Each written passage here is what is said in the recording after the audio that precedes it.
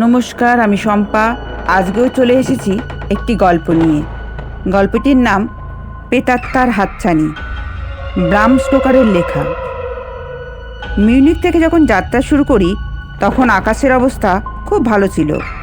চারিদিকে ছেয়ে আছে মিষ্টি ঝকঝকে রোদ, গ্রীষ্মের আমেজ বাতাসে। হোটেলের মালিকের কাছ থেকে বিদায় নেওয়ার সময় সে আমার ভাড়া করা ঘোড়ার গাড়ি পর্যন্ত আসে। সে কামনা করে আমার যাত্রা যাতে শুভ হয়।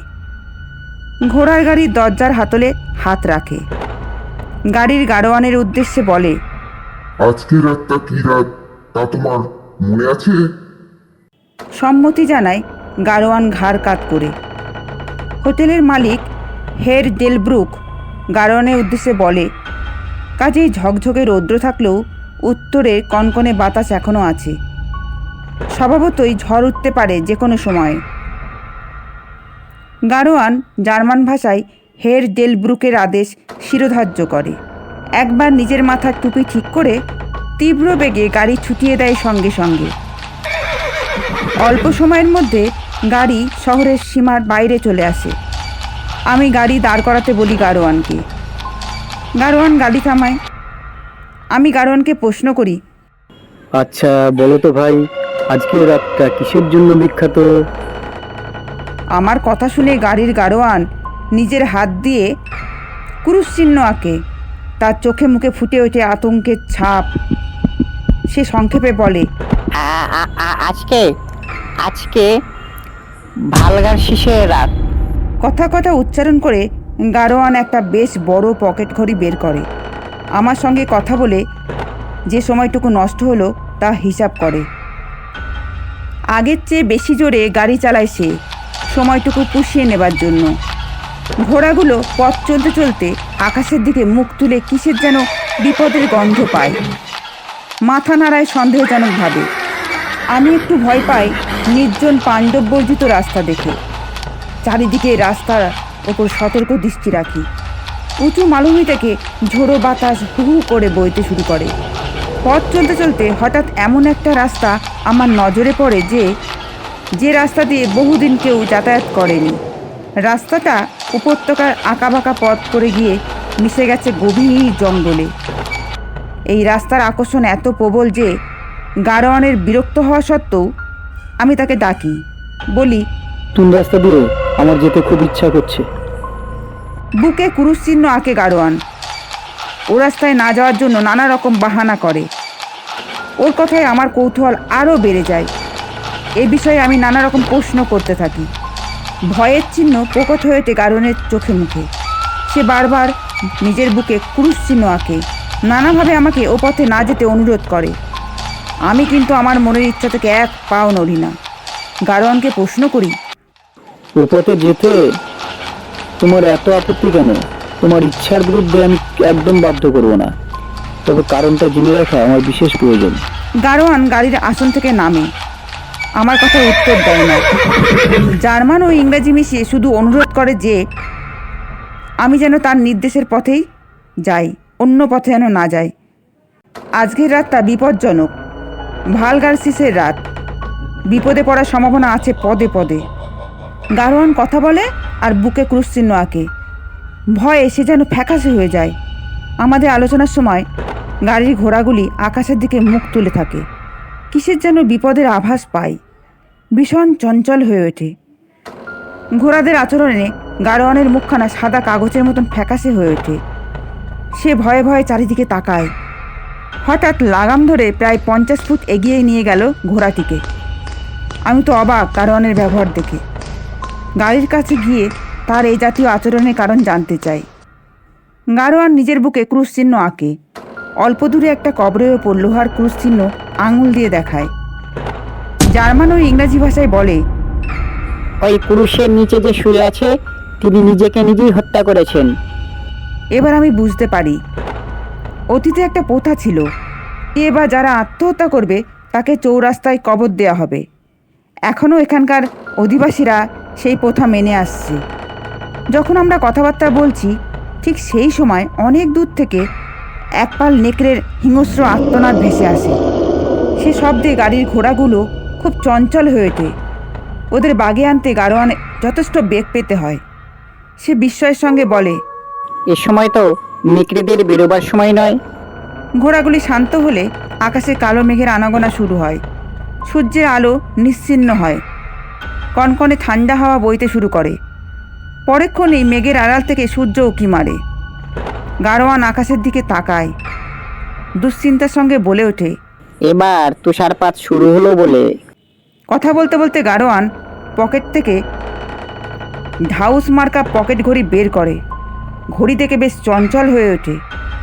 গাড়িতে নিজের আসনে গিয়ে বসে, আমাকে গাড়িতে উঠতে অনুরোধ জানায়। আমি গাড়িতে উঠি না, শুধুমাত্র আমার নির্দেশিত পথের সম্বন্ধে ওকে প্রশ্ন করি। গাড়োয়ান আবার নিজের বুকে ক্রুশ চিহ্ন আঁকে, বিড়বিড় করে প্রার্থনা জানায়। পরে বলে, এই অঞ্চলটা খুবই বিপজ্জনক।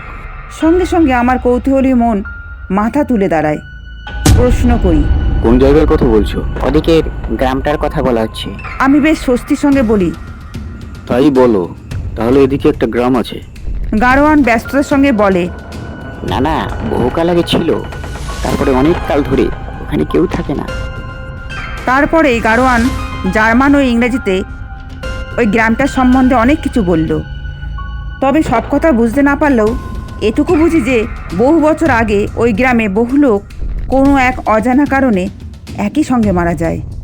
যারা মারা যায় তাদের নিজেদের ভিটেতেই কবর দেওয়া হয়। তারপরেই মাটির নিচে কবরের ভেতরে বিভিন্ন রকম শব্দ হতে থাকে। যারা জীবিত ছিল তারা কবরের ওপর মাটি খোঁড়ে। প্রত্যেকটি মৃতদেহ থেকে টাটকা ও ঠোঁটে লাল রঙের আভাস পায়। তারপর থেকে যারা জীবিত ছিল তারা গ্রাম ছেড়ে অন্য গ্রামে চলে যায়। এই গ্রামটা প্রেতাত্মার কবলে কবলিত হয়ে যায়। কথা বলা শেষ করে গাড়োয়ানের মুখখানা ভয়ে একেবারে সাদা কাগজের মতো ফ্যাকাশে হয়ে ওঠে। সে কাঁপতে শুরু করে, ঘামে ঝকঝকে হয়ে ওঠে মুখমণ্ডল।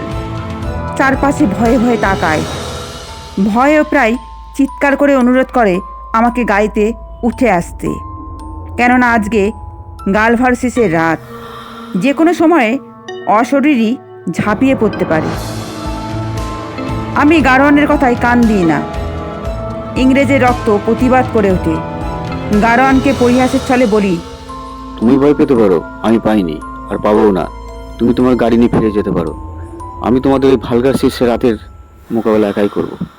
আমার প্রস্তাবে গাড়োয়ান যেন হাতে স্বর্গ পায়। সে সময় নষ্ট না করে গাড়ি উল্টো দিকে ঘোরায়, আমাকে ধন্যবাদ জানায়। গাড়ি দ্রুত গতিতে ছোটায় মিউনিকের দিকে। আমি আমার হাতের লাঠির ওপর ভর করে কিছুক্ষণ তাকিয়ে থাকি গাড়িটা চলে যাওয়ার পথের দিকে। কুসংস্কারাচ্ছন্ন গাড়োয়ানকে দেখে মায়া হয়, পায়ে হাসিও। তারপর মনে মনে বেশ স্ফূর্তি নিয়ে উপত্যকার সরু পথ দিয়ে গাড়োয়ানের বর্ণিত পথে এগোই। আমি প্রায় 2 ঘন্টা ধরে উপত্যকার নানা দিকে উদ্দেশ্যহীনভাবে ঘুরে বেড়াই, কিন্তু জনপ্রাণীর লক্ষণ দেখতে পাই না কোথাও। পথ চলতে চলতে সামান্য ক্লান্ত হই। একটু বিশ্রামের জন্য চারিদিকে তাকাই। হঠাৎ চোখে পড়ে আকাশের মেঘাচ্ছন্ন, ঝড়ের পূর্বাভাস। তার আগে বেশ ঠান্ডা লাগতে শুরু হলো। এর মতো আশ্রয় না পেয়ে শরীরকে গরম করার জন্য আবার চলতে শুরু করি। পথ চলতে চলতে যে কখন সূর্য পশ্চিম দিকে হেলে পড়েছে তা বুঝতে পারি না। তুষারপাত শুরু হয়ে গেছে ঝড়ের সঙ্গে। এই সময় একটা আস্তানার কথা বেশি করে মনে পড়ে, তাই তাড়াতাড়ি কাছের জঙ্গলে প্রবেশ করি। ক্রমে আকাশ আরও গাঢ় কালো হয়ে উঠল। তার সঙ্গে সামঞ্জস্য রেখে সামনে তুষারপাত বাড়তে থাকে। অল্প সময়ের মধ্যে আমাদের চারপাশে সাদা চকচকে গালিচার মতো রাস্তাঘাট ইত্যাদি সব তুষারে ঢেকে যায়। এখানেই শেষ নয়, আরও একটু পরে ঝড়ের বেগ আরও বেড়ে যায়। আকাশ চিরে বিদ্যুৎ ঘন ঘন চমকাচ্ছে। ফলে নিরুপায় হয়ে ঝড়ের বিরুদ্ধে দৌড়াতে শুরু করি। বিদ্যুতের তীক্ষ্ণ আলোয় দেখতে পাই তুষারে ঢাকা ইউ ও সাইপ্রেস গাছগুলো একে অন্যকে জড়িয়ে আছে। ছুটতে ছুটতে অতি কষ্টে সেই গাছের ছোপে নিজে আশ্রয় নিই। নিস্তব্ধ অন্ধকারে বাতাসে ভীষণ গর্জন শুনতে থাকি। বেশ কিছুক্ষণ পরে ঝড়ের তাণ্ডবলীলা অনেকটা কমে আসে। মেঘের গর্জন শুনতে পাই। মাঝে মধ্যে মেঘের আড়াল থেকে চাঁদ উঁকি মারে। চাঁদের আলোয় দেখতে পাই আমি বোধহয় ও সাইপ্রেসের জঙ্গলের এক প্রান্তে এসে পড়েছি। দেখতে দেখতে তুষারপাতও বন্ধ হয়। আমি আবার এগোতে শুরু করি। রাতের জন্য সামান্য একটু আশ্রয় খুঁজতে থাকি। বেশ কিছুটা চলার পর গাড়োয়ানের কথা মতো প্রায় ধ্বংসপ্রাপ্ত গ্রামের চারিদিকে ঘুরি। সেই মধ্যে একটা জরাজীর্ণ বাড়ি মাথা তুলে দাঁড়িয়ে থাকতে দেখি। মনে বেশ আনন্দ হয়। অন্তত রাত্রিটুকু কাটানোর মতো নিরাপদ আশ্রয় পেয়ে মনের শান্তি এলো। বাড়িটার দিকে দ্রুত পা চালাই। বাড়িটার কাছে এসে দেখি একটা জরাজীর্ণ প্রাচীর দিয়ে বাড়িটাকে পুরো ঘিরে রেখেছে। আমি সেই বাড়ির প্রাচীর ধরে এগোতে থাকি। এক সময় বাড়িতে ঢোকার প্রবেশপথ খুঁজে পাই। সে পথে এগোতে থাকি। সেই সময় আকাশের চাঁদকে মেঘে ঢেকে ফেলে। চারিদিক নিশ্ছিদ্র অন্ধকারে ঢেকে যায়। আমি অন্ধকারের মধ্যে কোনো রকমে বাড়ির কাছে পৌঁছাতে চেষ্টা করি।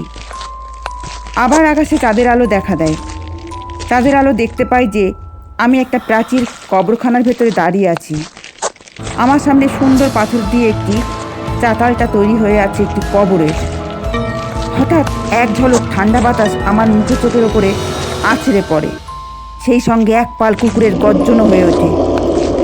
কিসের আকর্ষণে যেন আমি সেই সুন্দর চাতালটার চারপাশে ঘুরে ঘুরে দেখি। একসময় কবরের ওপরকার মণ্ডপের ব্রোডিস দেশীয় দরজায় জার্মান ভাষায় লেখা আছে, স্টাইরিয়ার গ্রাফসের কাউন্টেস ডলিঙ্গেন প্রার্থিত মৃত্যুকে পেয়েছেন 1801 সালে। তবে কবরের ওপরে পাথরের ভেতরে ঢুকিয়ে দেওয়া আছে বিরাট এক লোহার শুল। শুলটা ভালো করে লক্ষ্য করলে দেখা যাবে সেখানে জার্মান ভাষায় লেখা আছে, দ্রুত চলে মৃতেরা। কবরখানার অবস্থা দেখে আমার শক্ত মনেও নিস্তেজ হয়ে পড়ল। ভয়ে বুক কাঁপতে থাকে, ঝিমঝিম করতে থাকে মাথা। অজ্ঞান হয়ে গেলেও আশ্চর্য হওয়ার কিছু নয়। এ সময় মনে হয় গাড়ির গাড়োয়ানের কথা শুনলেই হয়তো ভালো হতো, তাহলে এই ঝামেলায় পড়তে হতো না। পরেক্ষণে মনে পড়ে হোটেলের মালিকের ভালগার্সিসের রাতের কথা। এখানকার অধিবাসীরা মনে করে ভালগার্সিসের রাতে কবরখানার প্রত্যেকটি কবর খুলে যায়, আর সেখান থেকে এই প্রেতাত্মারা বেরিয়ে আসে, যেখানে সেখানে ঘুরে বেড়ায়, নিষ্ঠুর ও বিভৎস আনন্দে মেতে ওঠে। কথাটা মনে হলেও আবার মনে হয় দর্শন, ধর্ম ইত্যাদি শিখেও কুসংস্কার মুক্ত হতে না পারার জন্য নিজেকে ধিক্কার দেওয়া উচিত। আমি যখন নিজের সমালোচনায় ব্যস্ত, সেই সময় একটা হঠাৎ ঘূর্ণিঝড়ের সৃষ্টি হয়। ঝড়টা আমার ওপর আছড়ে পড়ে। সঙ্গে সঙ্গে পায়ে নিচেকার মাটি কাঁপতে শুরু করে। মনে হয় কয়েকশো প্রেতাত্মা যেন উন্মাদের মতো ছুটে চলেছে। তুষারপাত শুরু হয়। বড় বড় শিলাখণ্ড আকাশ থেকে পড়তে শুরু করে। এই শিলাখণ্ডের আঘাতে গাছের ডালপালায় সশব্দে ভেঙে পড়তে থাকে চারিদিকে। এই বিপদ থেকে নিজেকে বাঁচানোর জন্য একটা সমাধির বিরাট ব্রোঞ্জের দরজার গায়ে একরকম পা মিশিয়ে দিয়ে নিজেকে শিলাখণ্ডের হাত থেকে রক্ষা করার চেষ্টা করি। একসময় সেই দরজায় হেলান দিয়ে দাঁড়ানোর চেষ্টা করি, কিন্তু দরজাটা আমার ভার রাখতে পারে না, সে আস্তে আস্তে খুলে যায়। ঘরের ভিতরে যে কবর আছে তা বুঝতে আমার অসুবিধা হয় না, কিন্তু প্রাকৃতিক বিপর্যয়ের চেয়ে যে কোনো কবরের পাশে আশ্রয় নেওয়া আমার পক্ষে বেশি নিরাপদ ছিল। যখন আমি সেই কবরের ঘরে ঢুকি, ঠিক সেই সময় আকাশ ছিঁড়ে একাধিক বিদ্যুৎ চমকায়। সেই বিদ্যুতের আলোয় দেখতে পাই যে একটি সুন্দরী যুবতী সবাধারে শুয়ে আছে। তাকে কখনোই মৃত বলে মনে করা সম্ভব নয়, তবে তার মুখে টাটকা রক্ত মাখানো। ঠিক সেই সময় কান ফাটানো শব্দ করে বাজ পড়ে। সঙ্গে সঙ্গে কে যেন আমায় অদৃশ্য হতে আমাকে ধরে ঝড় বৃষ্টির মধ্যে ছুঁড়ে ফেলে দেয়। ব্যাপারটা এতই আকস্মিক যে ব্যাপারটা বুঝতে আমার বেশ একটু সময় লেগেছিল।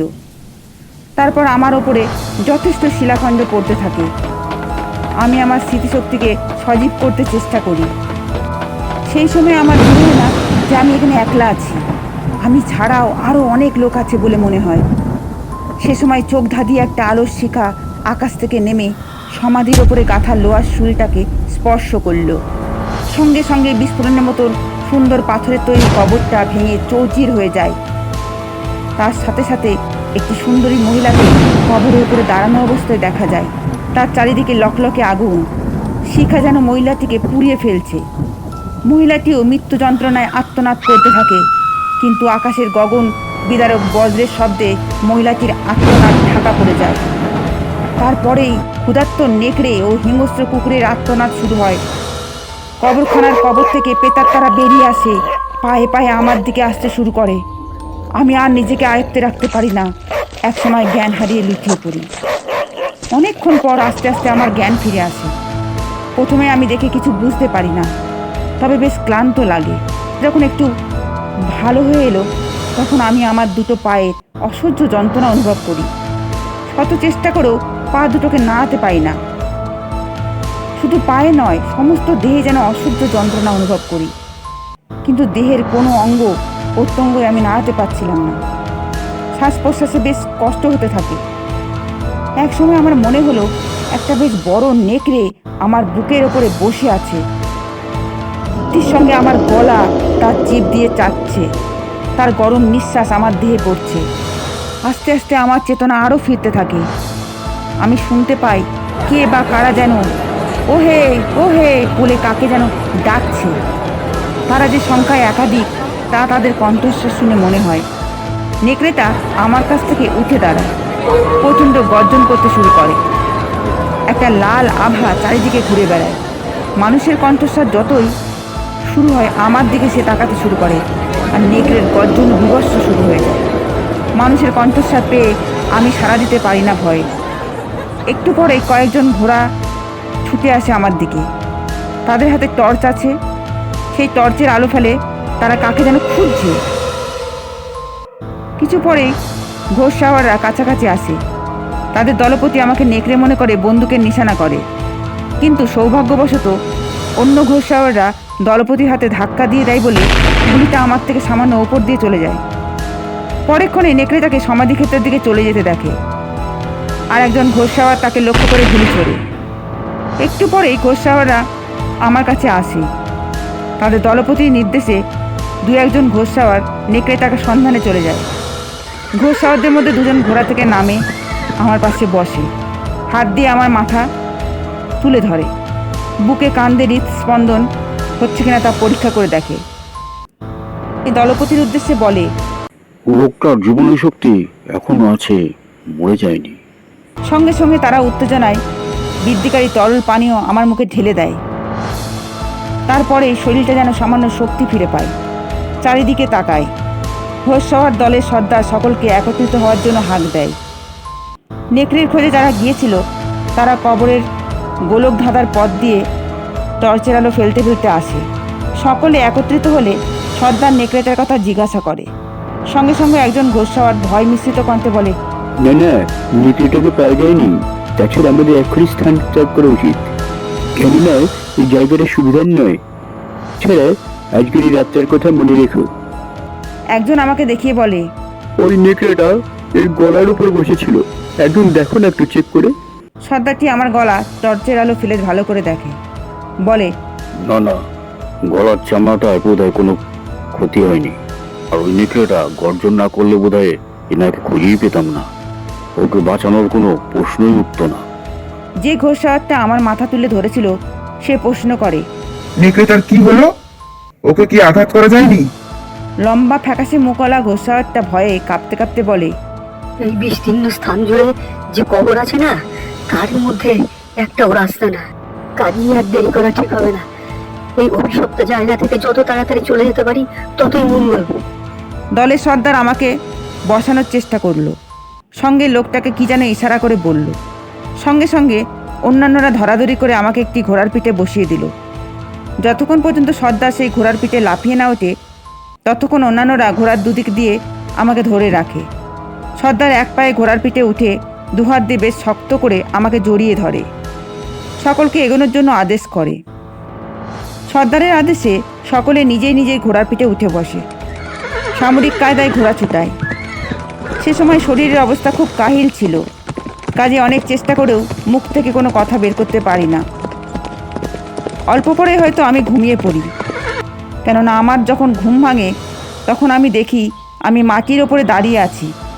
আমার দুপাশে ঘোড়সওয়ারের মধ্যে দুজনে দুপাশ থেকে আমাকে ধরে আছে। চারিদিকে পরিষ্কার সূর্যের আলোয় চমৎকার একটা পরিবেশের সৃষ্টি করেছে।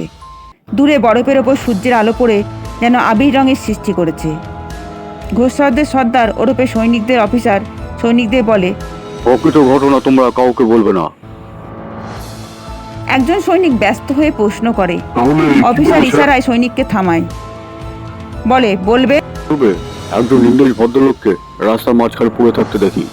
অবশ্য একটা কুকুর পাহারা দিচ্ছিল। কোনো মতেই কুকুর ছিল না, আমি বেশ জোর করে দিয়ে বলতে পারি ওটা একটা হিংস্র নেকড়ে ছিল। অফিসারটি এবারও সৈনিককে থামিয়ে দেয়, বেশ বিরক্তির সঙ্গে বলে, আমি বলছি তো, ওটা একটা হিংস্র কুকুর ছিল, নেকড়ে নয়।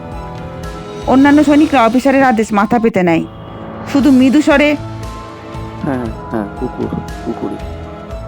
একজন মাত্র সৈনিক ভীতস্বরে বলে, এই ভদ্রলোকের গলায় যে ক্ষত চিহ্ন আছে ওটা কোনো মতেই কুকুরের দ্বারা সৃষ্ট নয় স্যার, ওটা নেকড়ের দ্বারাই সৃষ্ট হয়েছে। সৈনিকটির কথায় আমি আমার গলায় হাত দিই, সঙ্গে সঙ্গে গলায় বেশ যন্ত্রণা অনুভব করি। ক্ষতের কষ্টে চিৎকার করে উঠি।